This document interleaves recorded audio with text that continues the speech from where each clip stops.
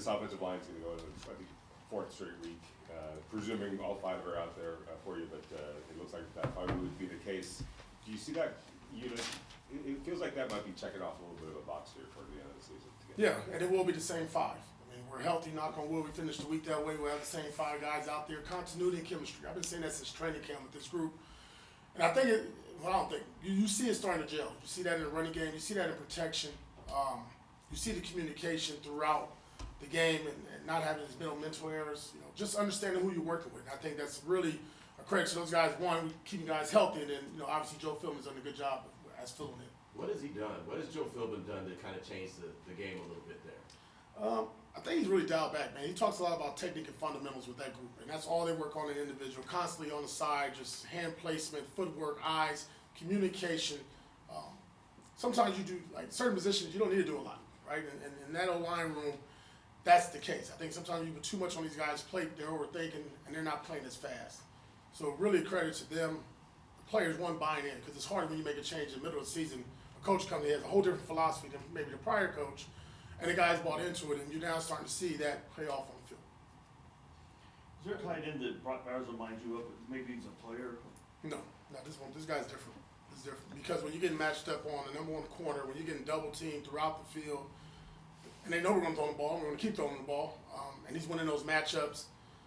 It's hard. I don't know because his body type is different. I think there were some comparisons early on, like to Aaron Hernandez of that type, but I just think the way he plays the game after he has the ball. I mean, it's really like a running back. He's a receiver when the ball's in the air, and when he has the ball in his hand, he's punishing people. And he's skilled enough, obviously, with his hands, his catch radius. I can't really speak highly enough about this player. This player is doing a hell of a job this year for us.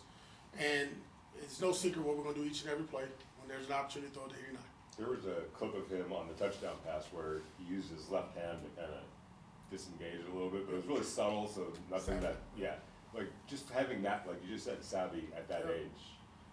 And I said that from day one, from the first day he walked into the building. He was a different cat, man. He's all about ball. You just see him, everything he's doing, he's always moving. Everything's football related. Even when he walks through the building. And that's just a small sample of what he does throughout, just his releases, his ability, we throw him a fade over there on McDuffie late in the game or third quarter, and his ability to stack him, get on top, and then make a one-hand catch, put his head up late. Those are things that you see more veteran players do. But obviously, a very skilled and tremendous athlete. Coach, this is the. Have you seen him come out of his shell much at all? Like, as his confidence grows, as the year goes on? Who, Brock? Yeah. No. He's still in the shell. He doesn't talk at all. No. With regards to Sincere McCormick, I mean, he's been activated to the active roster, and his time on the practice squad, how would you say he's grown from there to where he is right now, and the production he's put forward for the team? What you're seeing on game days, on Sundays and Fridays from last week is what we saw every day in practice. A guy that ran hard, runs tough, good vision, decisive, hits the hole. First guy's not tackling him right now, and that's been a big key for us in the run game, not getting tackled by that first defender. So he's making the most of his opportunity. He'll keep getting opportunities. I said that last week. I think it was 12 carries he got. Hopefully we can just bump that up a little bit more this week.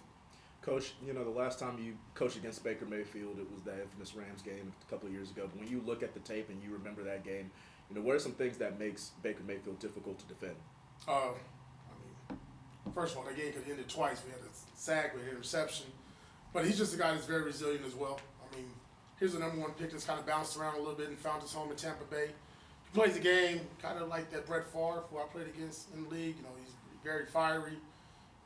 He'll do whatever it takes to make a play. The plays never did with him. You got to keep your eyes on him and stay in coverage. So that'll be a challenge. But obviously he has arm talent, very talented player. And look, he has some really good players on his team, right? Mike Evans is there, and that's going to be a big challenge for us as well. And these two running backs, 7 and 1, are doing a really good job for him as well in pass protection and running routes. What were your impressions of Caleb Line when he came in, and how's he progressed since he's been here? No, good. I thought it was a good breakout game for him. We had those 2 penalties early. We kind of reset him on that one. But that game last week was very similar to what Malcolm Koonce was able to do as well last year when we had 3 sacks. So I think he had a sack and a half, but multiple hits on the quarterback, pressures. Did a good job rushing. Again, we know we're getting Max every play, right? They're sliding that way, they're tripping him. Hell, we even got triple teamed several times with Max. Somebody else has a one-on-one, and he took advantage of him. And he has first-round talent, first-round traits. And I think he really understands what his role is for us, right? He doesn't need to be that premier pass rusher like we have with Max. be that role player and really accept that role, and he's done a good job of doing that. He's a good set the edge. Seems like one of his good skills he has. No, listen, he's a powerful man. That's why I said when you look at him and just see how he's built, lower base, wide hips, big butt. Hell, does a really good job of playing with long arms and playing with extension. So I mean, there's a reason why he went first round, and you can see it. Jackson Powers Johnson really took accountability after the game last week. He said he kind of learned from it moving forward. What's it like seeing that kind of accountability from the rookie, and how do you think that kind of those hard lessons can help him?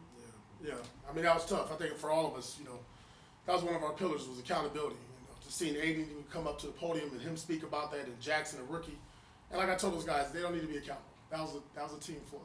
We failed as a team on that one, right? So I know he snapped the ball and all this other stuff, but it doesn't matter, right? I think when we lose as a team. When we win, but those are the traits that we saw for him coming out of college: leadership, ability to be a captain, to be a vocal person.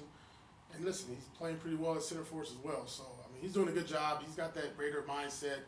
And again, as a young player, to understand that there was a mistake made late in the game, and fingers being pointed at him, and credit to him, but it's not on him. Is there any clarity given to you guys by the NFL about what happened on that? Yeah, just the rule stands. It is. At the end of the day, we can't put ourselves in that position. Right? We talked about that going into the game. Don't put ourselves in a position where the officials have to make a call, and we did, and it cost us. What's the identity of a Todd Bowles team? Tough, physical, defense. And when you look on the other side of the ball, I mean, they're built, they're big bodies, man. Look at the nose tackle, look at their guards. It's going to be a dogfight. It's going to be a scrappy game. They're very explosive on offense. We get that part, but down in the trenches, man, you really got to strap up. Yeah, so how much respect do you have for a guy like Levante David?